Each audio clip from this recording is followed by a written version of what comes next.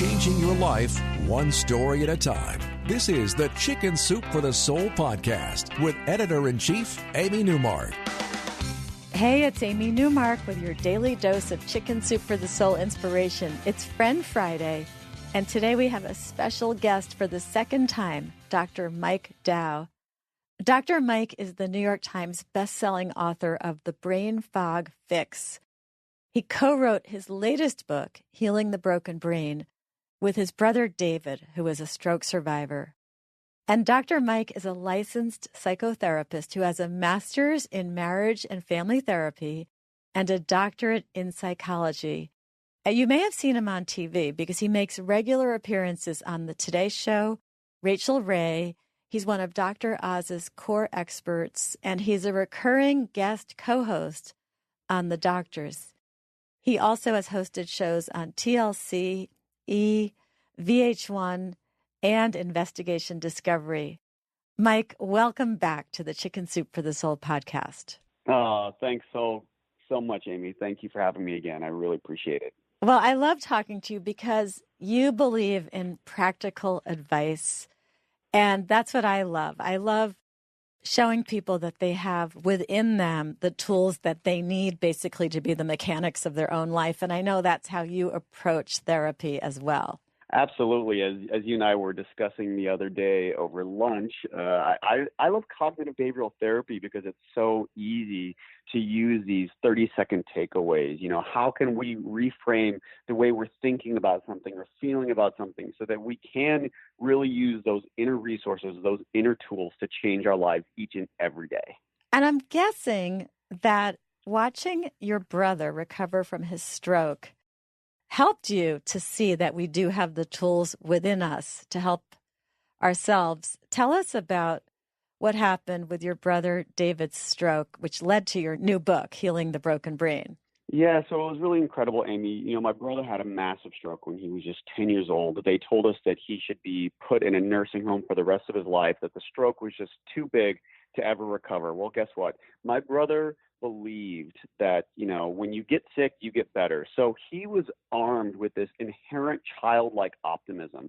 And I saw through, you know, some very hard work and some incredible therapists and doctors, you know, sort of working with him and our family, you know, I saw the power of the brain to recover. And so it really just struck me, you know, through the heart. And it's sort of why I do what I do. It's sort of what led me to want to help other people for a living, because I know what happens when you make a mindset shift. I know the power that can have in terms of you getting through anything in your life. Maybe you're going through a divorce or the loss of a parent or being diagnosed with an illness like my brother was. You know, I really do believe that when we make these shifts, when we reframe those thoughts, it really has the power to supercharge us so that we can attain all of our goals and make it through these blessed lives with some grace and dignity as well. Well, I definitely saw that myself. My mother had a stroke on her 81st birthday at the Mets, and she got aphasia also. That was the primary symptom of her stroke. She had expressive aphasia, and let's see, that's for talking, and then also the listening kind of aphasia, whatever that's called. And she worked so hard, and she was like not at all ashamed. I mean, the moment she got out of the hospital, she was out shopping and talking to people. She went back to the Mets game 2 weeks later, and she said to everybody, I had a strike, so I don't talk as well now, which was funny. She called it a strike because it happened at the Mets, and that was when they were still bad. But anyway, it's I saw this whole thing. It's called neuroplasticity, right? The brain's ability to like rebuild connections in new places. Yeah. So, you know, Amy, you know, like your mother, like my brother, neuroplasticity is the brain's ability to grow new brain cells, to rewire itself. And, you know, Amy, this is actually sort of groundbreaking science. You know, when my brother had his stroke a few decades ago, you know, because he was just 10 years old at the time, he's now in his early 30s. You know, they told us some false information, which was, you know, there's only a 3 to 6 month window of recovery. After that, the brain won't really recover. Well, guess what? We all, each and every one of us, whether you've had a stroke or not, If you're just a normal person listening, if you're a fan of Chicken Soup for the Soul and you're listening to this podcast today, you have the ability to rewire your brain. We all do in each and everything that we do, each and every day. If you choose to do something that challenges you, something novel in your life, or if you're going to speech therapy, we can create new pathways in the brain because neurons that fire together wire together. And when it comes to the brain, it's use it or lose it, and also use it and improve it. So whether you're a stroke survivor, I hope all stroke survivors read our book, Healing the Broken Brain, or whether you're a fan of Chicken Soup and you just want to know how to have a better brain, do something today to increase that neuroplasticity because you can create new brain cells. It'll create some cognitive reserve. It'll prevent you from experiencing symptoms of dementia as we all get older. So I think it's just a really exciting time in terms of neuroscience and the power we all have to affect it as well. Well, it's amazing that you've said all of this. It's like you're setting me up to pause now with a word from our sponsor, because our sponsor is the Great Courses, which is all about improving your brain and exposing yourself to new things. So let me tell you about the Great Courses. They came to me and they said I could watch any lecture series they had. And no surprise, because I'm such a grammar geek, I chose English Grammar Boot Camp because I'm just I'm that nerdy. So there are 24 lectures, and I've been, skipping around and watching the ones that address my pet peeves, topics like when to use the word which, and also fun topics such as when you're allowed to break grammar rules. And what's cool is you can stream the lectures on any of your devices, and you can even download them and then watch them later when you're offline, like flying in an airplane. So right now, as one of my podcast listeners, you can watch the Great Courses Plus for free for a whole month, which will give you enough time to watch my Grammar Geek pick, which was English Grammar Boot Camp. And you can watch anything else that looks interesting. And I'm actually planning to watch a lecture series on cognitive behavioral therapy next, which Dr. Mike knows is one of those things that fascinates me. So if you're listening and you want to try it, go to greatcoursesplus.com/soup. Make sure you put it in just like that, the greatcoursesplus.com/soup, so that you get 1 month free. And then you can binge watch whatever you like and try a bunch of different topics. It's thegreatcoursesplus.com/soup. So Mike, pretty funny that you set me up for that. So you know what I want to talk about? Because I know that a lot more middle-aged adults are having strokes now than they used to. So let's talk about how we can stop that. And also, how can you tell if somebody you're with is having a stroke, and what should you do? Yeah, that's a great question, Amy, because as you just said, we know that over the past 10 years, strokes in middle-aged adults and younger adults have actually doubled in the U.S. Now, when it's doubling in younger people and middle-aged adults, that means it's about our lifestyle. So it means that there's so many things we can do in our diet. So, eating more folate, getting more exercise. Some of my favorite forms of folate, if you eat a lot of leafy greens, you're going to be getting a really delicious natural source of folate. Spinach, and varying your diet, some black-eyed peas, and all of these really healthy foods as we move away from processed carbohydrates and sugar, because as we also know that, the leaner we get, the less risk you are at for stroke. But you should also know the warning signs.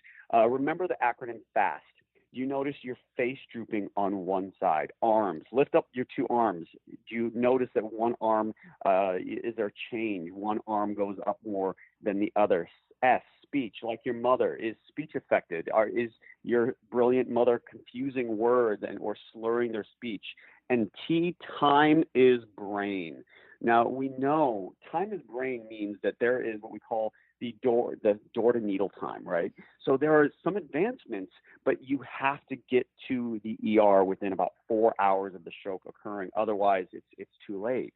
So we do know that while, yes, in our book, Healing the Broken Brain, we talk about all of these revolutionary ways to heal strokes, but of course, the best way is to prevent a stroke from happening in the first place, because we certainly know that an ounce of prevention is worth a pound of cure. So I certainly hope that we use the prevention techniques. We use we know the warning signs if somebody has a stroke, so we take quick action. And then if you've had a stroke, using all of these great modalities that we have to make a full recovery, or as full of recovery as you can have. Yeah, when it happened to us, we were driving to the Mets game, and my mother was starting to say strange things. So in my kitchen before we left, she was looking at my Nespresso coffee machine, and it was kind of weird looking. And then she was looking at the little pods, and she wasn't a coffee drinker. So she was calling the machine an onion. And then she said, "And what are these, little onions?" And I thought she was just insulting my coffee machine because she hated technology. But then in the car on the way to the Mets, she started like effusively complimenting my husband's driving. So I really figured if she's complimenting my husband's driving, she must be having a stroke. So then we got there, but I still wasn't like 100% sure, and I didn't want to insult her. And now I'm passing that on because I think, like, do insult somebody. Like, you really should. I remember one time I sent... It's worth it. Yeah, I sent a text message to my daughter one time early on with having a cell phone that didn't have keys. I guess it was early iPhone days. And my spelling was so bad. She called me and she was like, she's a doctor. She called me. She said, "Mom, are you having a stroke?" Because I was spelling every word wrong. But anyway, don't be afraid. So then when we got to the Mets, I took my sister aside. I said, "Mom's acting really weird. Is this normal?" Because she had just been with her earlier that week. And she said, "No, this is not normal." So then I knew for sure. And I took her to the paramedics, and they held up like a pen. And they said, "What is this?" And she said, "It's a key." And off we went. Off we went. And so then we got to the hospital, and they were like, "How long has it been that she's been acting weird?" And I had to call my father, but not tell him she was having a stroke because I was afraid he would have a heart attack at home. So I tried to ask him, like, if she had been acting weird that morning, and then I just gave up. I said to the doctors, "Look, they've been married 60 years. They pay no attention to each other. Like, he would not notice if she was walking on her hands, you know?" Well, it's interesting that you picked up on the speech in fast, with the onions and the Nespresso pods. But I think you made a great point, Amy. If it's between offending somebody and, early detection and treatment, I think go for the early detection and treatment, and you can make up with your mom later, right? For all your listeners. Yeah. So then we gave her that TPA drug, that miracle drug, that one that if you take it too late, though, it can kill you. And so the thing is, we didn't actually know if we were in the 4-hour window. And so we just took the risk because we knew if we didn't give it to her, her brain would keep getting erased. And so we gave it to her, and it worked. And then she did all her speech recovery and all of that. So, that was tough. I've tried to tell that story to a lot of people because hopefully it will help somebody else get their mother to the hospital on time. That's right. I hope so. Well, your book sounds fascinating, and I wish so much that I had it then. It would have been the perfect thing to read while I was helping her through her recovery. So for everybody who's listening, this is the book. It's called Healing the Broken Brain. Leading experts answer 100 questions about stroke recovery. And I've started reading it, and it really is so helpful. And Mike, you really know how to explain everything in such an accessible way. So I thank you for coming on the podcast today. Thanks for having me back, Amy. Always a pleasure. And thanks, everyone, for listening to the Chicken Soup for the Soul podcast. I'm Amy Newmark. If you want to learn more about Dr. Mike Dow, and you do, please go to his website, Dr. Mike Dow, and it's Dr. with no period, MikeDow.com. And come back Monday for some behavioral therapy from Chicken Soup for the Soul. We're going to talk about summer vacations and why you shouldn't get all stressed out about making it perfect, and how you can just relax into having some fun without doing any planning at all.